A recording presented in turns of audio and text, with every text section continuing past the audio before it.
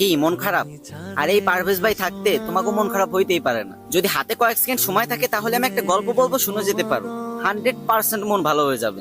আর যদি না হয় তাহলে আনফলো করে দিও আমার, যাও। তো ঘটনাটা হয়েছে কি, ছেলে শ্বশুর বাড়ি যাবে, তো মাথা তার একটু চিড়া মগা, তাই মা শিখাই দিচ্ছে, বাবা শ্বশুর বাড়ি যায় আগে শ্বশুর আব্বারে বলবি আব্বা কেমন আছেন, কারণ তোর শ্বশুর আব্বা অনেক অসুস্থ। উনি হয়তো তখন নিশ্চয়ই বলবে যে ভালো আছি, তখন তুই বলে উঠবি এটাই তো আমাদের কাম্য। তারপর তুই উনি কি ওষুধ খাই সেটা জানতে চাইবি, উনি নিশ্চয়ই যে ওষুধ খাই কিছু একটা কথা বলবেন, তখন তুই বলবি বাহ খুব ভালো ওষুধ, এই ওষুধ আপনি খেতে থাকেন, সুস্থ হয়ে যাবেন খুব তাড়াতাড়ি। তারপরে বলবি আব্বা কোন ডাক্তার দেখাচ্ছেন, সে নিশ্চয়ই একটা ডাক্তারের নাম বলবে, তখন তুই বলবি দারুণ ডাক্তার, আপনি দেখাতে থাকেন খুব তাড়াতাড়ি সুস্থ হয়ে যাবেন। আর সবসময় হাসি খুশি থাকবি, কেমন?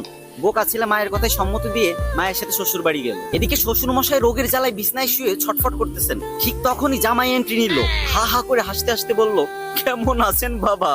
তখন শ্বশুর বলল আর বাঁচার ইচ্ছা নেই, এবার মরলেই বাঁচি। তখন জামাই আরো জোরে হা হা করে হাসতে হাসতে বলল এইটাই তো আমাদের কাম্য, তো আপনি কি ওষুধ খাচ্ছেন বাবা? তখন শ্বশুর মনে খুব কষ্ট পেল আর রেগে গিয়ে বলল ঘোড়ার ডিম। তখন জামাই আরো হো হো করে হাসতে লাগলো আর বলতে লাগলো বাহ বাহ খুব ভালো ওষুধ বাবা, এই ওষুধ আপনি খেতে থাকেন, আপনি খুব তাড়াতাড়ি সুস্থ হয়ে যাবেন। তো আপনি কোন ডাক্তার দেখাচ্ছেন বাবা?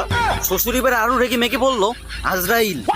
এটা শুনে জামাই হা হা হো হো হি হি করে আসতে লাগলো আর বলতে লাগলো খুব ভালো ডাক্তার, খুব নাম করা ডাক্তার, আপনি দেখাতে থাকেন, আশা করি খুব তাড়াতাড়ি সুস্থ হয়ে যাবেন। বাবা। তো গাইস, কে কে হাসো নাই, মানে হাসি আসে নাই অথবা ভালো লাগে নাই যাদের কাছে, তারা আনফলো করে দিতে পারো, সমস্যা নেই। কিন্তু যাদের ভালো লাগছে অবশ্যই ফলো দিবা কিন্তু, ঠিক আছে? রোদ্দুরের ভিতর দাঁড়া অনেক কষ্ট করে ভিডিওটা বানাইছি।